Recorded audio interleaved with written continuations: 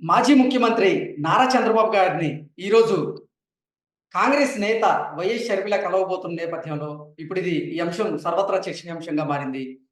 షర్మిల కుమారుడి వివాహానికి రావాల్సిందిగా వివాహ ఆహ్వాన పత్రికను అందజేయడానికి ఈరోజు చంద్రబాబు గారిని కలుస్తున్న నేపథ్యంలో వీళ్ళిద్దరి మధ్య ఎటువంటి రాజకీయ చర్చ జరిగే అవకాశం ఉందనేది ఇప్పుడు సర్వత్రా చర్చనీయాంశంగా మారింది.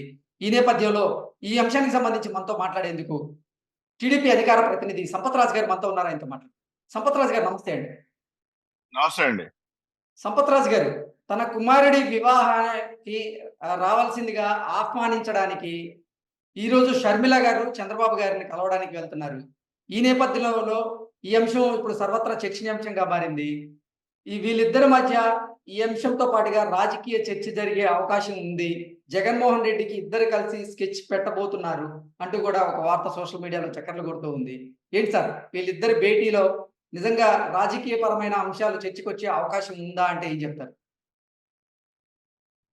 అదే కృష్ణ గారు, ఒక విషయం ఏంటంటే ఇక్కడ షర్మిల గారు ఏదైతే తన బిడ్డ రాజారెడ్డి వివాహానికి అందరిని ఆహ్వానిస్తున్నారు, అదే విధంగా చంద్రబాబు నాయుడు గారిని కూడా ఆహ్వానించడం జరిగింది. ఎందుకంటే కుటుంబాలు వేరు, పార్టీలు వేరు, వ్యవహారాలు వేరు. కాబట్టి ఇక్కడ ఏంటంటే అది సొంత ఇంట్లో ఒక కార్యక్రమం కాబట్టి పార్టీలకు సంబంధం లేదు. అందరిని పిలుస్తుంది, రెస్పెక్ట్ ఆఫ్ పార్టీ అందరిని పిలుస్తుంది. వాళ్ళ సత్సంబంధాలు ఉన్నా లేకపోతే తెలిసిన వ్యక్తులు అందరిని పిలుస్తాం. అది ఎవరైనా జరిగేదే. కాబట్టి ఒక కుటుంబంలో ఉన్నటువంటి ఒక కార్యక్రమానికి చంద్రబాబు నాయుడు గారు పిలుస్తున్నారు. కాకపోతే ఇక్కడ అంశం ఏంటి, చంద్రబాబు నాయుడు గారు ఏమో పార్టీ అధ్యక్షుడు, రేపు ఏంటంటే ఎలక్షన్ల ప్రక్రియ జరుగుతా ఉంది, వేడి వేడిగా ఉన్న పరిస్థితుల్లో ఒక సీఎం చెల్లెలైనటువంటి ఒక వ్యక్తి ఆయన వదిలిన బాణం ఈరోజు వేరే పార్టీలో ఉంది. కాబట్టి ఆమె కలవడం అనేది రాజకీయ ప్రాధాన్యత. అయితే ఇక్కడ ఒక విషయం అంటే ఇక్కడ ఏంటంటే అసలు చాలా ఒక స్పష్టంగా విషయం అబ్జర్వ్ చేయాలి సార్ మనం. గతంలో చూసుకున్నట్లయితే గత నెలలో జగన్మోహన్ రెడ్డి పుట్టినరోజుకి ఇప్పటివరకు షర్మిల అసలు ఆయనకి విషెస్ చెప్పినటువంటి దాఖలాలు మనం ఎక్కడా చూడలేదు. కానీ క్రిస్మస్ సందర్భంగా ఆవిడ నారా లోకేష్ గారికి విషెస్ చెప్పారు. అలాగే కొన్ని గిఫ్ట్లు కూడా పంపించారు. అంటే సొంత అన్నకి పుట్టినరోజు విషెస్ చెప్పని షర్మిల గారు ఇక్కడ నారా లోకేష్ గారికి క్రిస్మస్‌కి సంబంధించినటువంటి శుభాకాంక్షలు చెప్పడం, తర్వాత గిఫ్ట్లు పంపియడం. ఇప్పుడు మళ్ళీ చంద్రబాబు గారిని, నారా లోకేష్ గారిని కలిసి వారి కుమారుని వివాహానికి రావాల్సిందిగా ఆహ్వాన పత్రికను అందజేయడాన్ని ఎలా చూడాలి? ఎలా చూడొచ్చు అంటే ఏం చెప్తారు? అంటే ఇక్కడ ఏం లేదండి. అంటే జగన్మోహన్ రెడ్డి గారిని ఎవరు నమ్మొద్దు.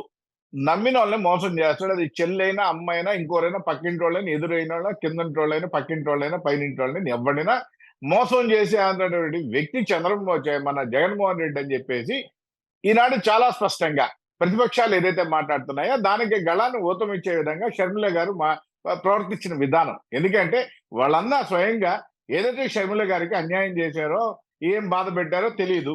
ఆమె అయితే చాలా స్పష్టంగా లోకేష్ బాబుకి క్రిస్మస్ శుభాకాంక్షలు అని చెప్పేసి పంపించడం జరిగింది. కాబట్టి లోకేష్ బాబు మీద ప్రేమ కన్నా కూడా దానిలో ఏం కనపడింది మాకంటే జగన్మోహన్ రెడ్డి గారి మీద ఉన్న శత్రుత్వమే ఎక్కువ కనపడింది. కాబట్టి ఆయనకి కాలే పనులు ఏవైతే చేయాలో అవన్నీ చెల్లెలుగా చేస్తుంది. లేదా ఈరోజు చంద్రబాబు నాయుడు గారిని పిలవడం ఏంటంటే కాదే, ఇవన్నీ కూడా ఏంటంటే లోకేష్ ఏదైతే ప్రతిపక్షాలు ఇప్పుడు దాకా తల్లిని చెల్లిని గెంటేసావు, నువ్వేంద్రా బాబు, నువ్వు వచ్చేసి ఈ కుటుంబ సభ్యులనే తరిమేసి ఈ రాష్ట్ర ప్రజలందరూ నా కుటుంబ సభ్యులు, మీరందరూ నా తల్లి లాంటి వాళ్ళు, నేను నెత్తిన పెట్టుకుంటా అని చెప్తున్నాను చంద్రబాబు నాయుడు గారు చాలా స్పష్టంగా మీటింగ్ లో చెప్తున్నాడు. మరి అదే షర్మిల గారు ఖండియచ్చు కదా, లేదయ్యా మా అన్న ఉద్ధరించడానికే పుట్టాడు, మమ్మల్ని అందరినీ ఊరేగిచ్చాడు, జనాభాను కూడా ఊరేగిస్తాడు, ఏం ఇబ్బంది లేదని చెప్పొచ్చు కదా. మరి ఆయన ఎప్పుడు చెప్పలేదే. కాబట్టి ఆయన ఏదైతే చేస్తున్నాడో ఆ ప్రక్రియ జరుగుతూ ఉంటాయి. కాబట్టి ఇక్కడ వెరీ క్లియర్. రెండోది, ఏదైతే షర్మిల గారు ఇప్పటిదాకా తెలంగాణకి సంబంధించి మాత్రమే ఈ మధ్య కాలంలో తెలంగాణకు సంబంధించి మాత్రమే నాయకురాలుగా ప్రవర్తించడం జరిగింది. ఈ రాష్ట్రానికి సంబంధించి ఇంకా నాయకురాలుగా ఆమె అయితే ఫుల్ ఫ్లెడ్జెడ్ గా దిగలేదు. ఇంకా దిగుతుందేమో చూడాలి మరి ఉత్తర. మరి కాంగ్రెస్ పార్టీ తీర్థం పుచ్చుకున్న మాట వాస్తవం. మరి కాంగ్రెస్ పార్టీ ఈ రాష్ట్రంలో తెలంగాణ ముఖ్యమంత్రి రేవంత్ రెడ్డి గారు రీసెంట్ గా ఒక ఛానల్ కి ఇచ్చినటువంటి ఇంటర్వ్యూలో స్పష్టంగా చెప్పారు, షర్మిల గారు కాంగ్రెస్ పార్టీలో చేరారు, ఒక కీలక పదవి రాబోతుంది, ఆవిడ కేవలం ఆంధ్రప్రదేశ్ రాజకీయాలకు మాత్రమే పరిమితం కాబోతున్నారు అంటూ కూడా ఆయన స్పష్టంగా చెప్పిన నేపథ్యంలో ఇంకా ఆంధ్రప్రదేశ్ రాజకీయాలకి ఖచ్చితంగా వచ్చి తీరుతారు ఆవిడ. ఈ నేపథ్యంలో జగన్మోహన్ రెడ్డికి చెక్ పెట్టేందుకే ఆవిడ చంద్రబాబు గారిని అలాగే నారా లోకేష్ గారిని పరోక్షంగా హెల్ప్ అడుగుతున్నారా? అసలు అంటే ఇక్కడ ఒక వీరిద్దరి భేటీలో ఇక్కడ ఈరోజు రాజకీయ పరమైన చర్చ జరిగే అవకాశం ఉందా అంటే ఏం చెప్తారు? అంటే నాకు తెలిసినంత వరకు ఏంటంటే అండి, ఇక్కడ ఒక్కటే షర్మిల గారు ఏదైతే కాంగ్రెస్ పార్టీ నాయకులుగా, ఏదైతే నాయకురాలుగా ఆవిడ ఈ రాష్ట్రానికి అడుగు పెట్టిన నిమిషం ఏముంది, చంద్రబాబు నాయుడు గారితో స్పష్టంగా కూర్చొని మాట్లాడొచ్చు, రాజకీయ అంశాలే మాట్లాడొచ్చు. దానిలో ఏం తప్పు లేదండి. దానిలో స్పష్టంగా రాజకీయ అంశాలు మాట్లాడడానికి వచ్చి కూర్చోమని చెప్పినది. వాళ్ళిద్దరు కూర్చొని మాట్లాడుకున్నంత మాత్రం అన్ని విషయాలు బయట పెట్టాలని లేదు. లేదు, మేము రాజకీయ పరంగా మేము మాట్లాడుకున్నాం చెప్తే తప్పేముంది. ఈ రాష్ట్రంలో రాజకీయ పరంగా మేము ఏం చేయాలనుకుంటున్నాం చెప్పొచ్చు. కలిసి ప్రయాణం చేయొచ్చు, కలిసి ప్రయాణం చేయకపోవచ్చు, లేకపోతే కొన్ని విధి విధానాలు పంచుకోవచ్చు కదా. అవి స్పష్టంగా చేస్తారు, దానికి ఏం ఇబ్బంది ఏం లేదు. కాబట్టి నేను అనుకోవడం మాత్రం ఈ రోజు ఏదైతే పల్లి పత్రిక ఇస్తున్నారో ఈ రోజు మాత్రం రాజకీయ అంశాలు ఉండకపోవచ్చు అని చెప్పేసి నా వాతావరణం నేనైతే అనుకుంటున్నానండి. కాబట్టి ఈ ఓకే. రోజు మాత్రం అంటే పెళ్లి రానున్న పత్రిక ఎన్నికల్లో చించిపోతారని షర్మిల గారు అనుకుంటున్నాను. కడప లోక్‌సభ నుంచి పోటీ చేయబోతున్నారు. లోక్‌సభ స్థానానికి ఆవిడ పోటీ చేయబోతున్నారు. సో, పరోక్షంగా చంద్రబాబు గారిని, లోకేష్ గారిని హెల్ప్ అడగడానికి వెళ్ళబోతున్నారు అంటూ కూడా కొన్ని వార్తలు బయటకొచ్చిన నేపథ్యంలో వాటిల్లో వాస్తవం లేదంటారా అయితే? అంటే ఒక్క విషయం ఏంటంటే అండి, ఇక్కడ నిజంగా ఆవిడ కానీ పోటీ చేస్తాననో లేకపోతే సునీత గారు పోటీ చేస్తా అనుకున్నప్పుడు బాబు గారిని అడగొచ్చు, తప్పేం లేదు. ఈ విధంగా మా పెద్దన్నయ్య ఇతను చనిపోయాడు, మీ పెద్దన్నయ్య స్థానంలో లేకపోతే సునీత గారు పోటీ చేస్తున్నారు, లేకపోతే నేను పోటీ చేస్తాను, మీరు కూడా మాకు కొద్దిగా సహకరించండి అని అడగొచ్చు. అది పార్టీ నిర్ణయం, సహకరిస్తారా లేదా అనేది పార్టీ నిర్ణయం. కాబట్టి ఈ లోపల ఏదైతే వార్తలు పుకార్లుగా తయారవుతున్నాయో ఆ పోటీ చేస్తుంది, దానివల్ల బాబు గారిని మాట్లాడుతున్నారు, లేదా తెలుగుదేశం పార్టీ మద్దతు, ఇవన్నీ కూడా గాలి కబుర్లు తప్ప ఇంకోటి ఏం లేదు.